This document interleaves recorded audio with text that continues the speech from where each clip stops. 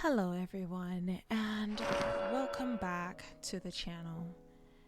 I am going to be talking a little bit about losing a loved one and how to cope.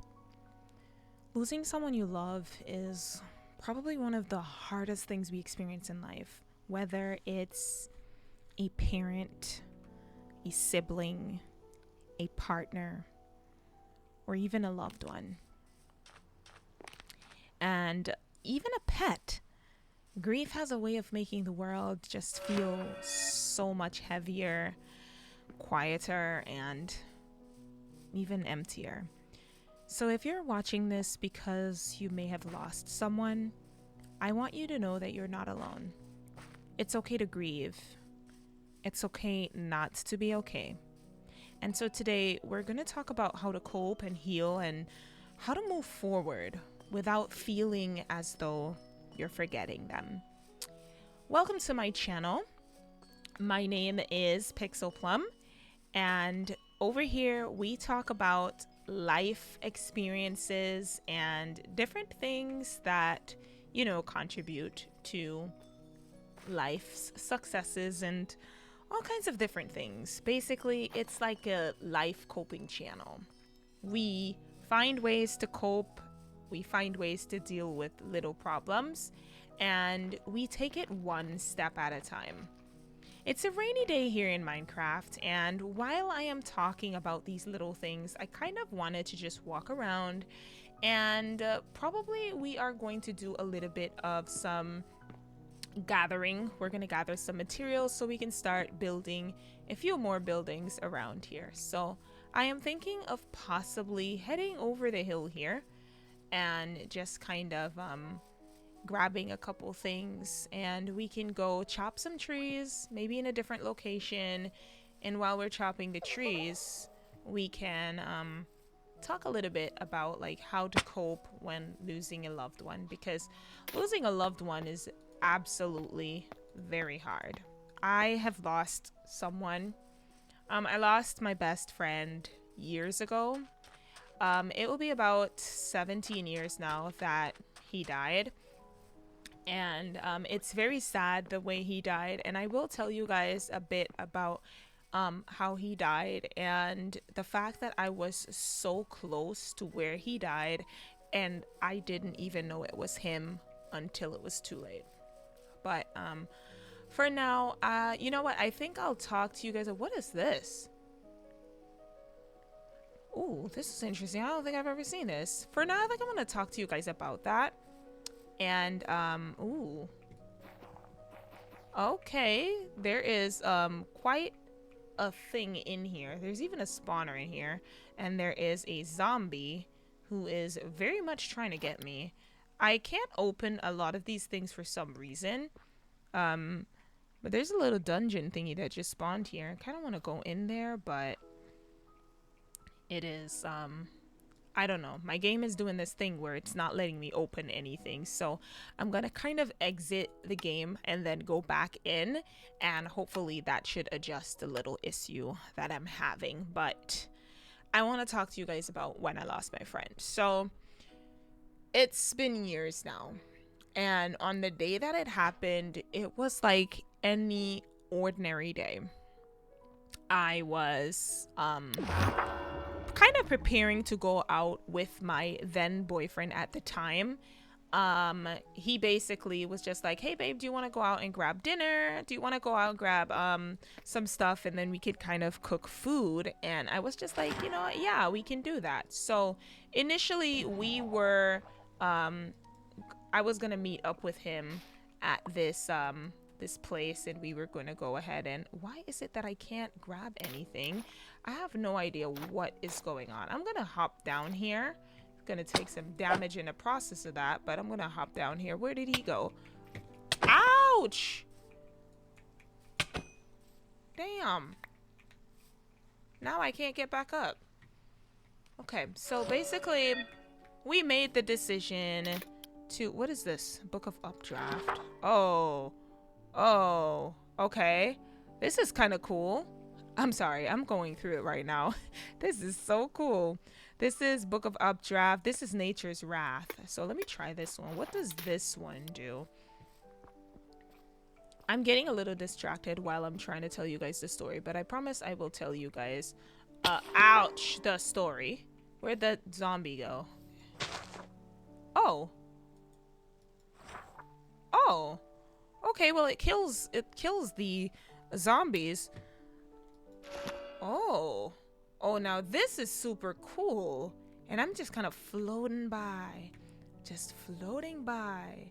Oh, I am loving this. Will it insta-kill this thing? Like, holy crap.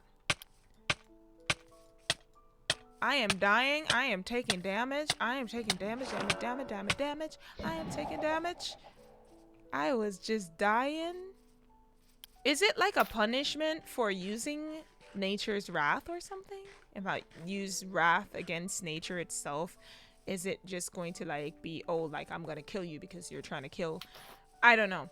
But anyways, let me get back to the story at hand, because I am trying to tell a story here. So it was an ordinary day. We were basically going to go and hang out, grab some groceries and that kind of stuff. So I was preparing, and he was basically gonna come and pick me up, and then we were going to head to the supermarket to get what we needed to get to have this dinner. He came, he picked me up, and while we were going to the supermarket, the traffic was all blocked off, and I, for the life of me, could not figure out like why the traffic was all blocked off. There were police officers everywhere, and they were cordoning off the area. They were just like, oh, you can't pass and that kind of stuff. It was big. Apparently someone had got run over by a car. Now, when this whole situation was happening, I just was like, oh my gosh, that is like absolutely tragic that this person just was minding their business, going on their way, and they just died. Anyways, later in the day, I noticed everyone was kind of being a certain type of way towards me. Like, my mom was, in more ways than I would like to admit, my mom was very careful, meaning she was constantly asking me like, how are you feeling? Questions that, yes, a parent asks, but the fact that my mom was asking these questions every 20 seconds, she would come into the room and she would ask me like, how are you feeling? Are you okay? It made me wonder like what the actual hell is going on. So I was just so confused. I ended up asking like, Mom, what's going on? Like, why are you suddenly showing such an interest? Like, I mean, my mom was always like interested in how her children were doing, but it was just kind of crazy that she was just constantly asking and checking in on me. She was just like, are you okay? My mom is just like, did anyone tell you? So I was just like, did anyone tell me what? Because at that point, I'm just like, well, I haven't even heard anything. What is going on? At first, I thought it was one of my sisters. So I was just like, oh my God, are my sisters okay? And she was like, it's none of your sisters. Like, calm down. It's none of your sisters, but it is somebody important to you. And then she goes, your friend died today. And I said, which friend? And she told me, Xavier. His name was Xavier. He's like, Xavier died today. And I was like, you're lying. She's like, no, he died today. Xavier's dead. And what in the, I'm having a secret meeting under this damn tree is going on over here? Don't even try it. Don't even try it. What was going on over here? I have no idea. Oh Lord, and there's so many zombies out tonight. But when she said that, I did not believe. It was my niece, who happened to be in the area at the time, that basically told me, oh, he got run over by a car. And I immediately just went to my room, and I sat in the room, and I didn't cry. I was just numb. I didn't cry, and I felt weird. Weird because I was like, why am I not crying? Why am I not feeling the emotions that normal people would feel? When you've just lost someone that means the world to you, you would think that you'd be crying, that, you know, you've lost this person, that you'd cry. But I couldn't muster up the I don't know what it was, but I just couldn't cry. I didn't know what was going on. I felt numb. I did not know how to react. I just shut down. I was in my room and I sat in there for hours, and it felt like an eternity that I was in my room. I remember hearing my other sisters coming home that day, and I heard my big sister ask, "Is she okay?" And my mom was just like, "She's been in there for hours." And my sister was like, "I'm gonna go in there," and my mom was just like, "No, just leave her alone. Just let her be." And I just sat there completely numb, just numb. And then the next day was like a blur. I tried to forget it. I tried to think that maybe it was just a nightmare, that it was a bad dream. But the next day, my mom was yet again asking me, "How am I feeling?" And at that time, I'm like, am I reliving a nightmare? Like, am I in just like a really bad dream? And it really dawned on me that day I decided I was gonna take, because we didn't live too far from where he died. So I was just like, okay, I'm going to go up there. And if there's nothing that shows that there were police in the area, then I'm just going to have to believe that it was a bad dream that I had. And then maybe I can call him and just tell him like, "Hey, I had this really bad dream about you that you died." But unfortunately, when I went up to the place where he died, there was still like police tape and stuff like that. And I didn't even have the courage, because he lived so close to where he died. I didn't have the courage to go to his house to ask his sisters anything. I just didn't know how to do it. And I mean, like, as I'm talking about this, it is kind of making me tear up. And I'm upset with myself because I did not go to his funeral. And the reason I didn't go to his funeral was because I felt that if I went to his funeral, it would be real, that he would be gone. So I didn't go to his funeral. And I beat myself up to this very day, because I should have gone to his funeral. I could have gotten peace with the fact that he's not any longer on this earth. I could have gotten some kind of peace from that. But I didn't go to the funeral because I didn't want to believe it, because I don't know. I feel like I would have to accept that he was gone if I went to the funeral, so I didn't go. I stayed in my room that day when the funeral was happening, and I cried. I can't tell you how long I cried for. I just know that I cried until my stomach hurt and I felt like I wanted to throw up. I cried, and I'm talking the kind of crying that you do from the very core of your stomach. That kind of crying. I cried. And I kept asking God, why? He was such a good person. He wasn't bad at all. I can't think of anything bad that this guy has ever done. Like, he was such a sweetheart. He was such a kind person. When I was getting bullied in school, he was the only one that stood up for me. He was the only one that opened up his heart as a true friend to me. And so it really broke me when he died. Ever so often, I'll be eating a meal, or I'll be looking at some artwork, because he was really into art. He was such a good artist. And I would look at artwork and I would just say, "Man, he would love this." Or when I traveled to Japan, I saw so many different things, and I was just like, oh my God, like, he would so love this. If he was here, he would love this. I see paintings. I sometimes just go to his Facebook page to look at his artwork that he had, because his family keeps them up. And honestly, I sometimes just stare for hours. Sometimes I'm eating a meal and I think, I wonder if he would like this. He'd probably say that this was tasty, or it's too spicy, or it's just not his speed.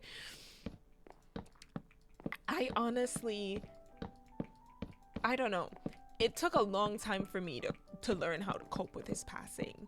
And sometimes, ever so often, I think about him. And sometimes I even feel his presence. It's almost like he's there. And people don't understand, right? But people like to say that you can't have a male best friend, but that guy was my best friend. I wasn't attracted to him. He wasn't attracted to me. We were just best friends. Like, he was such a good friend to me. He really was the best friend that I could ever ask for. And there was nothing bad about this guy. I couldn't think of one bad thing to say about him because he was never a bad person to me. In my moments of loneliness, he was there. In my moments of sadness, he was there. And even when we would fall out or like we hadn't spoken in a while, he would always, whenever he would see my mom or he would see my nieces, he would tell them like, oh, hey, tell your aunt that I said hello. You know, when we graduated from high school and stuff, like, we hadn't seen each other for a while. He would just be like, oh, tell your sister I said, or tell your aunt I said, you know, hello. Or tell your daughter, if he saw my mom, tell your daughter I said hello. I haven't seen her in a while, so tell her I said hello. So yeah, I lost a best friend, and it was not a good feeling. So the thing about it is people tend to think that grief is sadness. That you know, like when you're grieving, you just have to be extremely sad. But grief is like, it's a complex mix of emotions. It's shock, it's anger, it's guilt. It's even moments of happiness when you remember something beautiful about that person. And for me, I would remember so many things about this guy. I would remember like when we went camping and he came on that camping trip with us. Like, I remember so many good things about him. And these good moments, they really do stand out. You may have heard of the 5 stages of grief. Denial. It doesn't feel real. It's like they'll walk through the door at any moment. And I think I went through denial when my mom told me that, you know, he had gone. Also, I'm going through the world and I kind of want to show you guys some of the things that I've done off camera. Because I just didn't feel like I wanted to record on those days. So I'm just going to kind of walk this path with you guys and kind of show you what I did. We already did this, but we're going to walk through. I'm going to keep the camera on and we'll just go through this path together while I talk about the 5 stages of grief. Then there was anger. You may feel angry at the world, at yourself, or even at them for leaving. And there was a phase where I felt angry at myself for not going to his funeral. I was angry. I was angry at the world. I was angry at my mom. I was angry at everyone. I blamed everyone because I wanted to know. I wanted to understand. And then the bargaining. If only I had called more, if only I had been there. These thoughts can haunt us, and it haunted me because I remember saying, if only I had just driven up there, if only I had, even if the police would have said not to go this way, if only I'd just gone this way. What would you have done if only you had gone that way? Like, what was there to be done? Absolutely nothing. There was nothing that I could have done. And then the depression hit in. That's that deep sadness, that emptiness, that it feels as if it's never ending. I've felt that. And then there was acceptance, which I'm still trying to deal with. And that is, I'm not over it, but I'm still trying to find a way to carry on while holding his memory close. So those 5 stages of grief are there. And these stages don't happen in order because they didn't.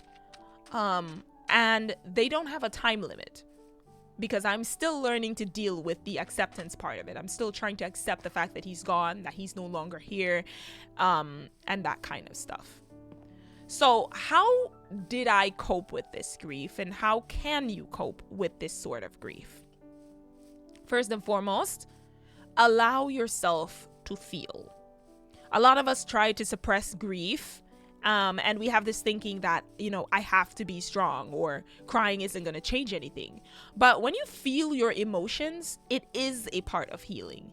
It's okay to cry, to scream, to write letters to them, whatever helps you express what's in your heart. It is so important to feel these emotions. Now, do you guys remember this treehouse? I actually added an extra area to it, a basement. And this basement leads outside to this pond, but the basement itself just looks like a cozy hobbit hole, and I really adore this. I spent some time doing this off camera. I just didn't feel like the footage was worthy enough of y'all watching, but I also went up into the tree and made some platforms. And you guys, I am proud of myself for this because I wanted the tree house to feel not like a house, but just like this big tree with lots of different platforms that you can go on. So obviously we have this platform here, and you're able to look out and kind of see the back half of the back half there. And then as we come even more further up, we get this huge platform here. When I get elytra, I'll be able to fly over this way. I also plan to have more fish in this pond and lots of other different things going on in this pond. And look at the way the sunlight is shining in here. This is so beautiful, the rays from the sun trickling in between the leaves. I really do absolutely love this. So the next thing is to find comfort in memories. At first, memories may feel painful, like reminders of what's lost, but over time, these memories, they become a source of comfort. Look at your old photos, watch videos, share stories with others who have loved the same person that you've loved, and keep their spirit alive in your own way. However you can keep their spirit alive, you do that. Whatever makes you happy, whatever helps you at night, you do that. Leaning on others. You don't have to go through your moments of depression and your sadness alone. You don't have to. Talk to family or friends or even support groups. Sometimes just saying I miss them is enough. And saying I miss them to someone is a huge relief. Trust me, you will feel such a huge relief when you're able to just come out and say, I miss this person so much. I really want to see this person again. Just expressing your feelings and your emotions is a good feeling. Taking care of yourself is also a good thing. Grief can be physically exhausting, so try to eat and get rest and do small things that bring you comfort. Listening to music or simply just sitting in silence. Healing doesn't mean forgetting. It means learning to live again, even with that pain. Look at how beautiful this is. So, how do you move forward without guilt? Well, one of the hardest parts of grief is the guilt. The guilt of laughing again, of moving on. But here's something important. Healing doesn't mean forgetting. Grief never truly disappears, but over time, it becomes part of us in a way that is easier to carry. If you're struggling, please reach out to a friend, a therapist, or even an online community. Remember, you don't have to grieve alone. And remember, the love you shared, that never dies. That never dies. So if this video helped you in any way, or if you have a story that you want to share, you can drop a comment in the comment section down below. Let's support each other. Let's help each other. And just let's cope. Let's move on. Let's be forgiving. And let's try to just enjoy every little moment of life while we have it. If this video helped you, then let me know. Take care and be gentle with yourself. Bye, guys.